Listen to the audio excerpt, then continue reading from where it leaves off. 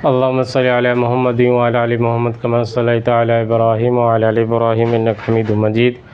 اللهم بارک علی محمد وعلی آل محمد کما بارکت علی ابراہیم وعلی آل ابراہیم انک حمید مجید۔ محترم بزرگوں، دوستوں، میں فضائل حج میں سے قصہ نمبر 33 پڑھنے جا رہا ہوں۔ اللہ پاک ہم سب کو اس پر یقین نصیب فرمائے اور اپنے پاک گھر کی زیارت نصیب فرمائے۔ بسم اللہ الرحمن الرحیم۔ قصہ نمبر 33۔ حضرت ابراہیم بن ادہم رحمۃ اللہ علیہ کا یہ قصہ ہے کہ جب یہ حج کو تشریف لے گئے تو یہ طواف کر رہے تھے کہ ان کی نگاہ ایک حسین نوجوان پر پڑی جس کے حسن و جمال سے لوگ تعجب کر رہے تھے۔ حضرت ابراہیم نے اس کو بہت غور سے دیکھا اور رونے لگے۔ ان کے بعد ساتھی بدگمانی سے کہنے لگے، انا للہ و انا الیہ راجعون۔ شیخ پر تو غفلت طاری ہو گئی کہ ایک حسین لڑکے کو دیکھ کر گھورنے لگے۔ پھر اس معترض نے شیخ سے عرض کیا، اے میرے سردار، یہ دیکھنا کیسا، جس کے ساتھ رونا بھی ہے، جس سے خیال ہوتا ہے کہ اس لڑکے کے عشق نے پکڑ لیا۔ شیخ نے فرمایا، میں نے اللہ سے ایک عہد کیا ہے جس کو توڑنے پر قدرت نہیں، ورنہ اس لڑکے کو اپنے پاس بلاتا اور اس سے ملتا، اس لیے کہ میرا بیٹا ہے اور میری آنکھ کی ٹھنڈک ہے۔ میں اس کو بچپن میں بہت کم عمر کا چھوڑ کر گھر سے نکل گیا تھا، اب یہ جوان ہو گیا، تم دیکھ ہی رہے ہو، مگر مجھے اللہ سے شرم آتی ہے کہ جس چیز کو اس کے لیے چھوڑ آیا تھا اب پھر ادھر لوٹوں۔ اس کے بعد حضرت شیخ ابراہیم نے 3 اشعار پڑھے جن کا ترجمہ یہ ہے کہ جب سے میں نے اس پاک ذات کو پہچانا ہے، اس وقت سے اب تک جدھر بھی میں نظر کی اپنی محبوب کو دیکھ ہی پایا۔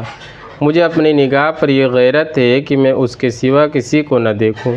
اے میرے ذخیرہ کی انتہا، اے میرے سوال کی غایت، اے میرے آثاث کی پوری پونجی، کاش تیری محبت حشر تک میرے دل میں رہے۔ پھر شیخ نے مجھ سے فرمایا کہ تم اس لڑکی کے پاس جاؤ اور اس کو سلام کرو، شاید اسی سے مجھے تسلی ہو۔ میں اس لڑکے کے پاس گیا اور میں نے اس سے کہا کہ حق تعالی شانہ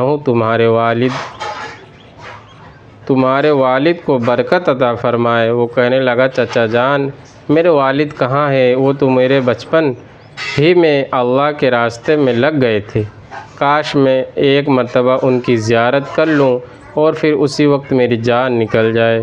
ہائے افسوس، یہ کہہ کر وہ رونے لگا اور رونے کی کثرت سے اس کا دم گھٹنے لگا۔ پھر اس نے کہا کہ واللہ میری یہ تمنا ہے کہ میں ایک مرتبہ ان کی زیارت کر لوں، پھر اسی وقت مر جاؤں۔ اس کے بعد چند اشعار ذوق شوق کے پڑھے۔ میں حضرت ابراہیم کے پاس لوٹ کر آیا تو سجدے میں پڑے ہوئے تھے اور آنسو سے سجدے کی جگہ تر تھی اور اللہ کے سامنے عاجزی اور زاری کر رہے تھے۔ اس کے بعد حضرت ابراہیم نے 2 اشعار پڑھے جن کا ترجمہ یہ ہے، میں نے ساری دنیا کو تیرے عشق میں چھوڑا اور اپنے عیال کو یتیم بنایا تاکہ تجھے دیکھ لوں۔